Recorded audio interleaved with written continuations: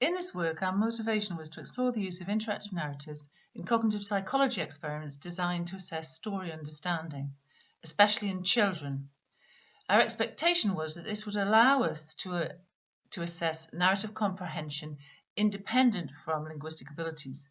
To this end, we developed a demonstration system based around an existing story, The Day Tuck Became a Hunter, featuring an Inuit boy with his family who live in the Arctic. There are three parts to the system. Firstly, a design interface at which an experimenter can configure story parameters. Plan-based generation of virtual stories and story variants, and then animation of the virtual story, of which the participant can view complete questionnaires about story understanding.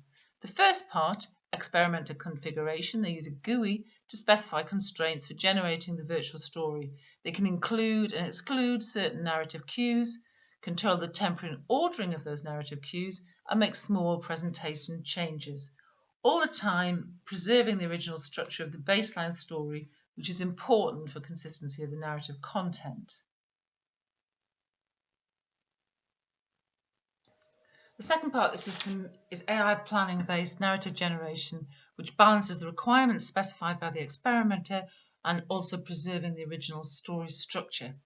The experimenter specification is encoded as part of the narrative planning problem in terms of initial state of the world and goal condition, here an AN constraint, and a series of constraints specifying required narrative properties.